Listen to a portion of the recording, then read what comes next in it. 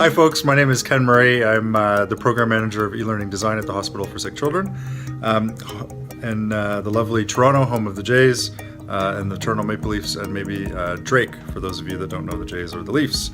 Anyway, it's Friday, November 18th, 2016, and we've just wrapped up another amazing DevLearn conference in lovely Las Vegas. Amazing energy, amazing 3 days of learning, and I just thought while I'm still riding high on the energy of the conference that I'd take 2 or 3 minutes to summarize a couple of the amazing things that I've learned and taken away from the last couple of days.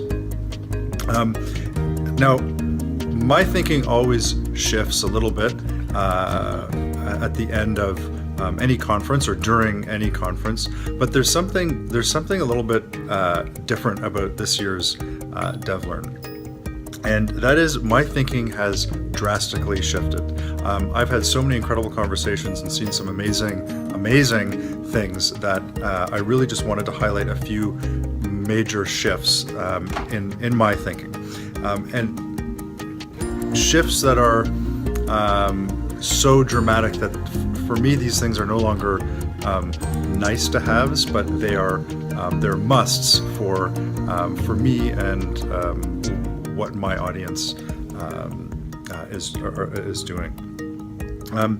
So first of all, there are a few things that we absolutely must stop doing, or at least start doing differently. For example, there have been a lot of amazing sessions on neuroscience and the science of behavior change and the science of learning, and a lot of them summarize the same thing, or similar things. And what we know now with recent research is that we absolutely must engage learners, and we must engage audiences in certain ways for learning to take place. And without that, the brain doesn't physically produce the proper neurotransmitters for learning to take place. I used to think that these were nice to have. So it's nice to engage our learners, it's nice to reward them, but there's science behind it and research behind it that shows we absolutely must be doing certain things to activate these neurotransmitters in our brains. For example, we know that without sparking a brain to do this, the information literally goes in one ear and out the amygdala. The other thing I saw that absolutely blew my mind, and this is weird because as an e-learning professional and as an ed tech geek and a technology geek in general, and I'm an early adopter of all kinds of technology, I've played around with augmented reality and virtual reality. I played around with Google Cardboard and Bubbles and what you can do with all kinds of amazing technology out there in the sort of cheap and cheerful VR space.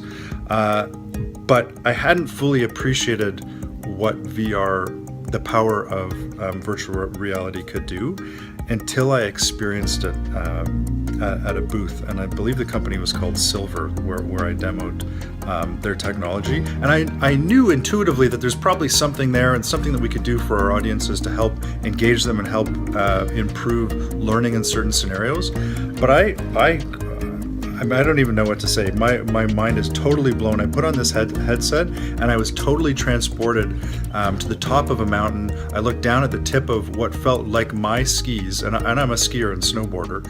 And I had the sound, I had 360 sound on, and I forgot that I was standing in a massive conference halls, just standing there on solid ground.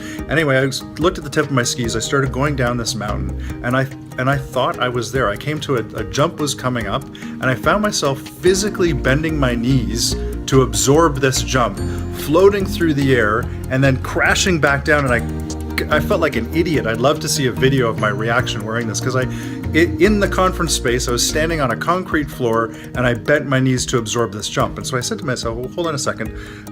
I know that I'm not really skiing, so when I come to this next jump, I'm just going to stand here. I'm just going to stand here and enjoy this experience of kind of going down the mountain.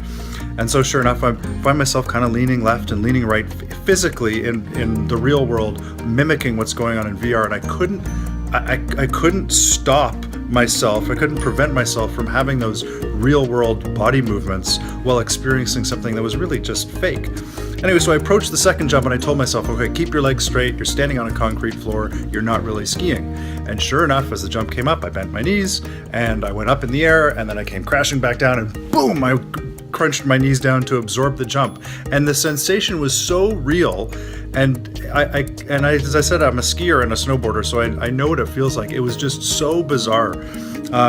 So anyway, not to drone on, but this experience completely transformed my understanding of the possibilities and the potential of VR. And then to stand back and watch other people go through similar experiences was absolutely mind-blowing. So I think that for me, the power of this to transform education and learning in certain contexts is absolutely amazing.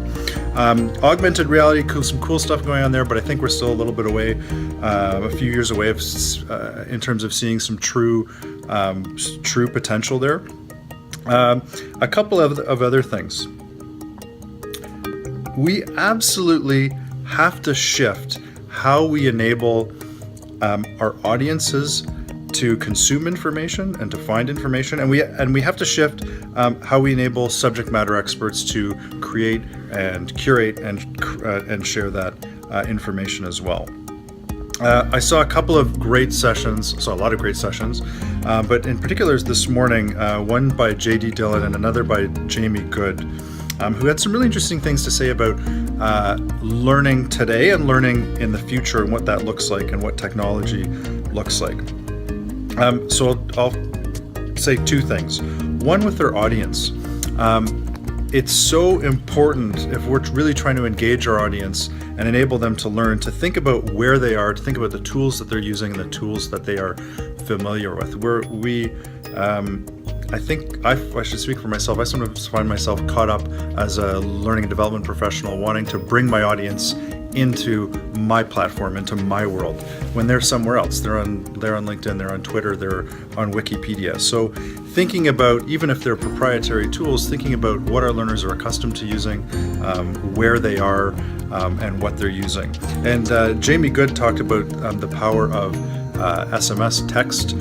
Everybody has text. It's ubiquitous. Everybody knows you don't need to have a manual to learn how to use it. It's often free. And to layer on top of that some of the amazing and often free or inexpensive chatbot technology will absolutely transform performance support, transform the way we teach people, transform the way we reinforce the learning over a period of time, and the way we transform the delivery of micro chunks of learning. There's so much potential there. And then to layer on machine learning and artificial intelligence, so that a knowledge base driving any kind of chatbot becomes so unimaginably intelligent and able to deliver exactly what our audience needs, where they need it, and when they need it on a pull basis. And then finally, to take that to the other side, are subject matter experts. I think we have to stop asking subject matter experts who are brilliant in whatever field it may be to use some of the advanced tools that developers or designers, graphic designers, instructional designers use to ask someone who is a mechanic or an accountant to go in and use the Adobe suite, or to use Captivate or Articulate, or create any kind of advanced interactivity. It's a lot of work for them. It's not that they can't do it, but they're not doing it every day. And I think similarly to what we're doing or going to be doing or should be doing with our learners, we need to enable subject matter experts to share their content using tools they're familiar with. Thinking about the path of least resistance. Are they accustomed to using Wikipedia? Do they use Snapchat?